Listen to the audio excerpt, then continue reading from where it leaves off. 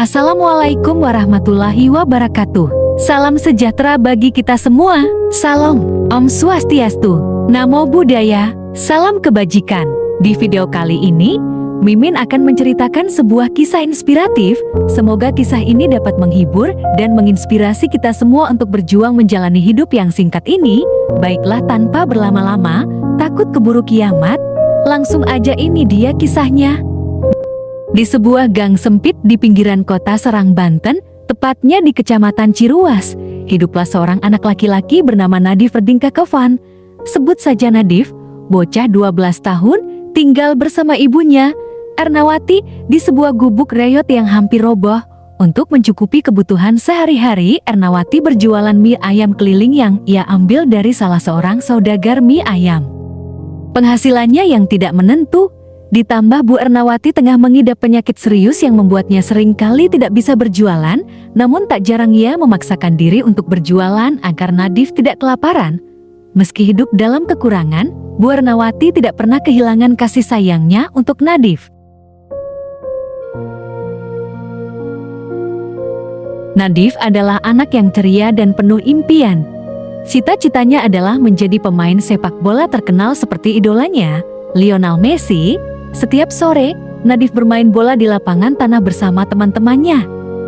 Dia tidak pernah mengeluh meskipun bola yang digunakan sudah bolong dan sepatunya berlubang. Namun, setiap kali melihat anak-anak lain dengan sepatu baru dan seragam sepak bola, hatinya terasa sesak. Dia tahu ibunya tidak mampu membelikannya. Suatu malam, setelah selesai berjualan, Bu Ernawati melihat Nadif duduk di sudut ruangan sambil memeluk bola karetnya. "Bu, kapan ya aku bisa punya sepatu bola seperti anak-anak lain?" tanyanya dengan nada pelan. Ibunya terdiam sejenak, matanya berkaca-kaca. Dia tahu betapa besar keinginan anaknya, tetapi uang mereka bahkan tidak cukup untuk kebutuhan sehari-hari. Kemudian Bu Erna berkata pada anaknya, "Kalau kamu terus berusaha dan berdoa, Nak, siapa tahu Tuhan memberikan jalan," sambil mengelus kepala Nadif.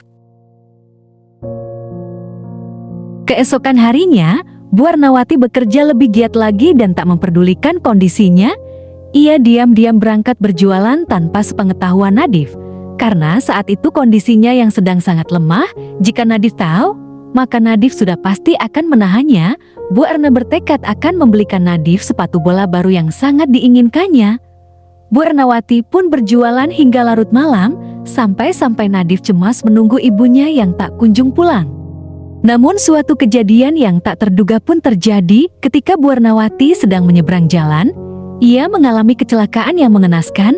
Sebuah mobil melaju dengan kecepatan tinggi, menghantam tubuhnya beserta gerobaknya dan kabur meninggalkan Bu Ernawati yang tergeletak di pinggir jalan.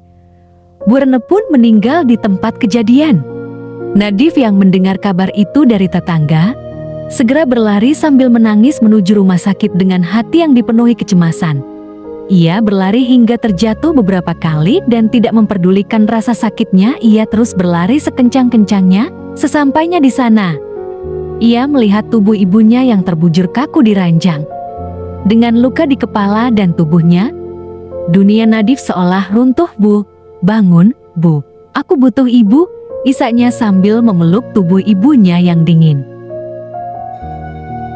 Pemakaman ibunya dilakukan dengan sederhana. Tetangga membantu mengurus segala sesuatunya. Setelah kepergian ibunya, Nadif merasa kehilangan arah. Namun, di tengah duka yang mendalam, ia menemukan sebuah kotak kecil di kamar ibunya. Di dalamnya, ada uang yang dikumpulkan ibunya, cukup untuk membeli sepasang sepatu bekas. Ada juga secari kertas dengan tulisan tangan ibunya. "Untuk Nadif, kejar mimpimu, Nak."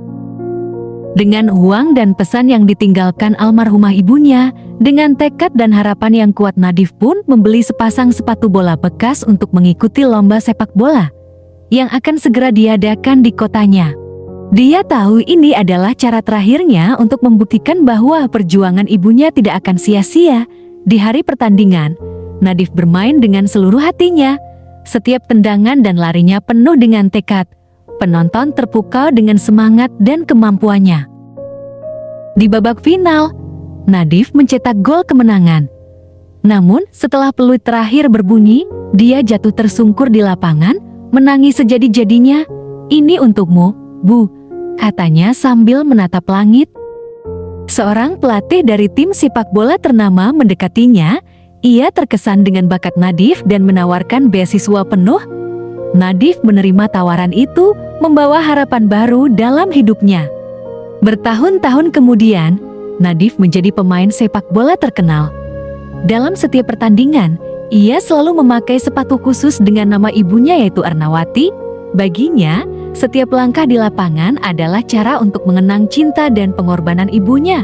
Bu Ernawati mungkin telah tiada, tetapi semangat dan kasih sayangnya tetap hidup dalam hati Nadif, mendorongnya untuk terus melangkah menuju mimpinya. Singkatnya, Nadif dewasa pun berhasil mengharumkan nama timnas Indonesia ke kancah dunia dan cerita pun tamat. Kisah Nadif ini mengajarkan kita untuk tidak menyerah pada keadaan, terus berjuang demi impian, dan selalu menghargai orang-orang yang telah berkorban untuk kita. Terima kasih buat yang udah nonton video ini sampai selesai. Semoga terhibur dan bermanfaat. Sampai jumpa di video berikutnya. Wassalamualaikum warahmatullahi wabarakatuh.